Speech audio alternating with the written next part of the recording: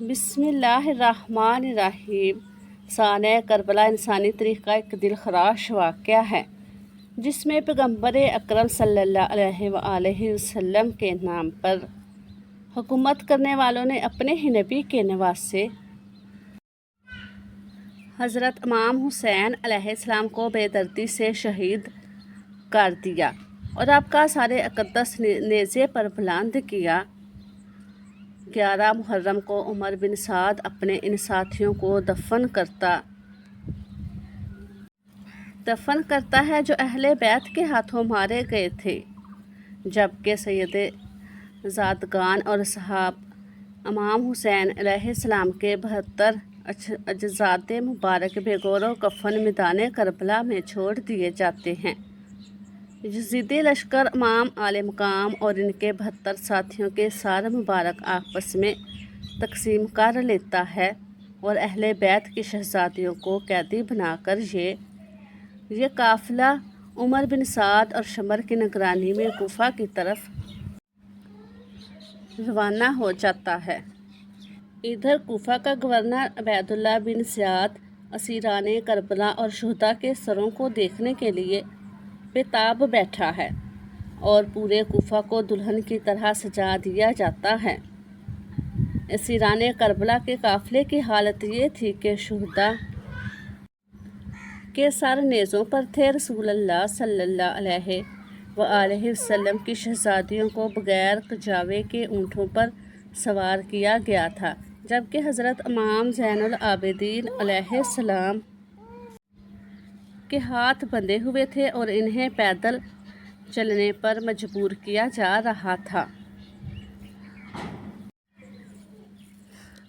اللہ اکبر۔ حضرت امام زین العابدین علیہ السلام بیماری کی وجہ سے نہایت کمزور تھے اور سفر کے دوران بار بار تھک جاتے، رک کر سانس لیتے، مگر شمر انہیں کوڑے مار کر چلنے پر مجبور کرتا رہا۔ ادھر کربلا میں 13 محرم کو قبیلہ بنو اسد کی عورتیں دریائے فرات سے پانی بھرنے آئیں تو میدان میں بکھرے ہوئے اجساد دیکھ کر ان کی چیخیں نکل گئیں۔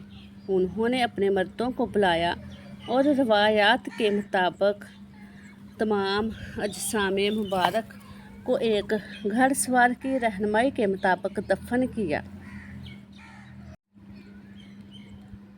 اسیران کربلا کا قافلہ کوفہ کی جانب رواں دواں تھا کہ راستہ میں یزیدی سپاہیوں نے آرام کے لیے قافلہ روکا۔ بعض تاریخی روایات میں بیان کیا گیا ہے کہ اس موقع پر حضرت زینب سلام اللہ علیہا نے اہل بیت کی عظمت پر ایک مؤثر خطبہ ارشاد فرمایا۔ امام طبری کی روایت کے مطابق عمر بن سعد نے خولی کے ہاتھ حضرت امام حسین علیہ السلام کا سر اقدس ابن زیاد کے دربار بھیجا۔ خولی رات کے وقت کوفہ پہنچا، اس لیے سر مبارک اپنے گھر لے گیا اور ایک برتن سے اس کو ڈھانپ دیا۔ اس کی بیوی نوار نے اس پر سخت ناراضگی کا اظہار کیا۔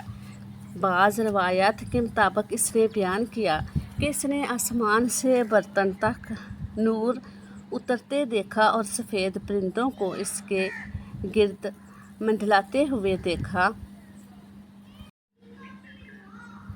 10 محرم کو اسیران کربلا اور شہداء کے سر ابن زیاد کے دربار میں پیش کیے گئے۔ حضرت زینب سلام اللہ علیہا اور ابن زیاد کے درمیان سخت گفتگو ہوئی۔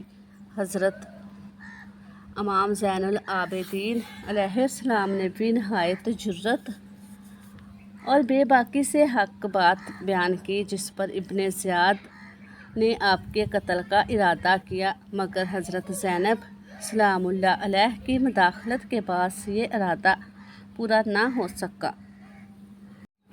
بعد ازاں ابن زیاد نے شہداء کے سروں اور اہل بیت کے قیدی قافلے کو شام روانہ کر دیا۔ بعض تاریخی روایات کے مطابق اہل بیت کے ساتھ وہی سلوک کیا گیا جو جنگی قیدیوں کے ساتھ کیا جاتا تھا۔ روایات کے مطابق جب قافلہ شام کے قریب ایک مقام پر رکا تو ایک راہب نے حضرت امام حسین علیہ السلام کے سر مبارک کی زیارت کی اور اس واقعے سے متاثر ہو کر اس نے اسلام قبول کر لیا۔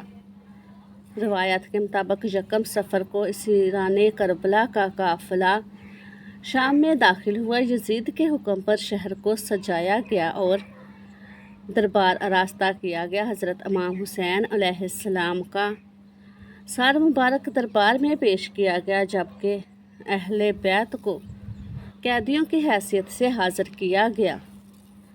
حضرت امام زین العابدین علیہ السلام اور حضرت زینب سلام اللہ علیہ نے اپنے خطبات کے ذریعے اہل بیت کی حقانیت، ظلم کی حقیقت اور باطل حکومت کے مظالم کو بے نقاب کیا۔ ان خطبات نے بہت سے لوگوں کو حقیقت سے آگاہ کیا اور تاریخ میں ہمیشہ کے لیے محفوظ ہو گئے۔ آخرکار یزید نے اہل بیت کے قافلے کو مدینہ منورہ کے لیے روانہ کر دیا۔